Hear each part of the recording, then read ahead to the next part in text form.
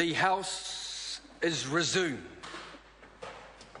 Tēnā koutou, te nākuai e te whare, inga iwi, inga rio, inga hāwe whā, tēnā koutou, tēnā koutou, tēnā koutou katoa, tihei mōri ora. Honourable members, I can do it. Honourable members, when we were last here, I understand that the Honourable Member Chris Okenvold was speaking. He has 8 minutes and 30 seconds remaining if he so wishes to seek the call. Mr. Speaker. I call the Honourable Member Chris Okenvold. Tēnā koe, Mr. Speaker. Kei te pai. Thank you, Mr. Speaker, and it is a pleasure to resume speaking about the Sullivan Birth Certificate Bill. As we had spoken earlier, this is one of those occasions in Parliament where the legislation can do something for someone that nothing else can do, that it only applies to that individual person, and in fact that there are no negative elements at all associated with the passage of this bill.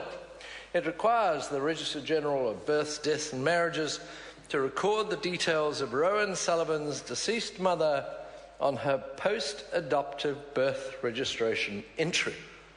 Mr. Speaker, we heard from Louisa Walls, who introduced the bill, and I don't doubt we'll hear an echo from Ruth Dyson, the chair of the Government Admin Select Committee, that there was apprehension on the part of the applicants for the bill that they would be perceived as wasting our time or not having a significant thing for us to do, requiring a bill of their own.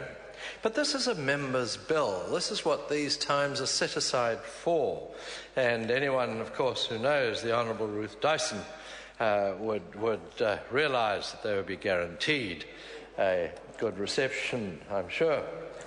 But for those members who would like to know, Mr. Speaker, the minutiae of how this came about, we can, through the good services of the sponsor of the bill, Louisa Wall, we can provide a summary of the events.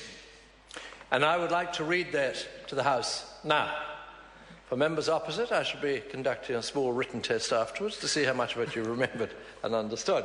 But this is the complexities of the situation. Rowan Sullivan's parents from birth were Diane Sullivan, her birth mother, and Diane Sullivan's female partner, Doreen Shields. Got that bit? Diane Sullivan died in 2010 when Rowan was 17 years old. Doreen Shields chose not to adopt Rowan while Diane Sullivan was still alive, as this would have required the removal of Diane Sullivan, the birth mother's name, from Rowan Sullivan's birth certificate. Doreen Shields instead applied to be an additional guardian. This expired on Rowan Sullivan's 18th birthday. Doreen Shields then applied for an adoption order following the death of Diane Sullivan. The order was made on the 15th January 2013. However, that order required that Diane Sullivan's name be removed from Rowan Sullivan's birth certificate.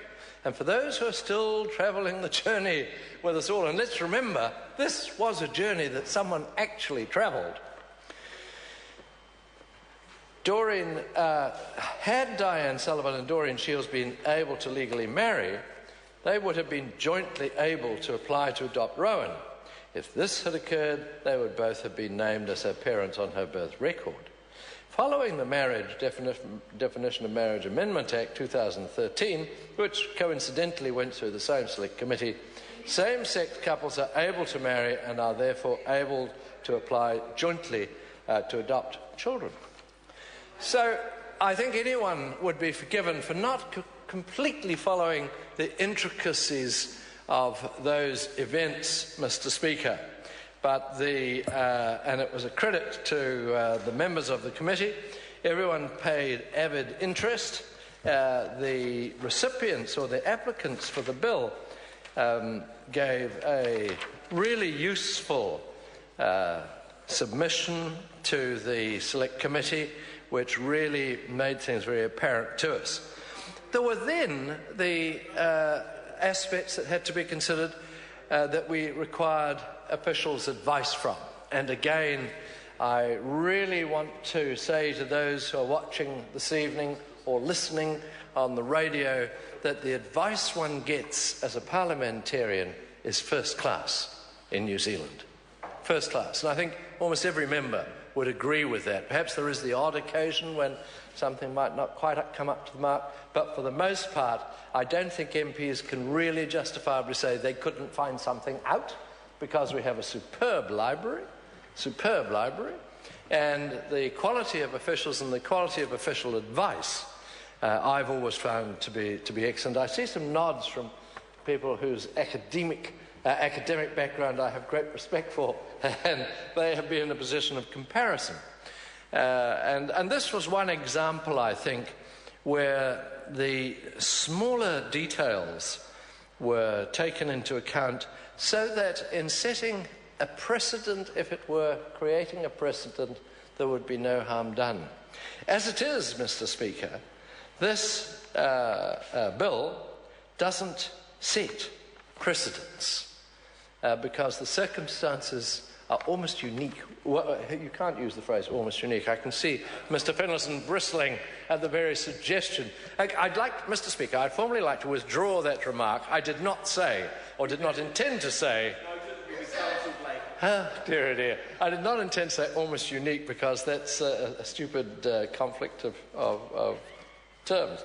But this is a relatively unusual situation, and it would be most surprising if the circumstances were ever duplicated in exactly the same order.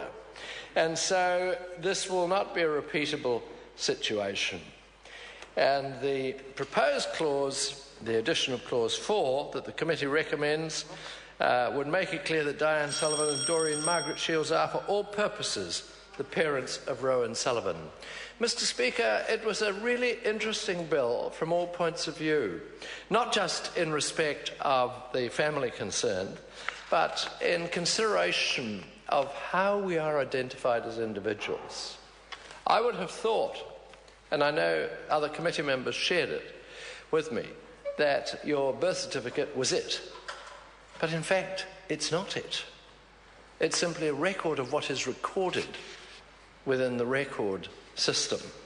And so it was a very interesting journey through the identification of individuals and the linkage with other people through relationships. It's been a pleasure to be part of this bill. It's been educative, informative, and I understand from the comments relayed from the family, it's been considered useful. I commend this bill to the House. Thank you, Mr. Speaker.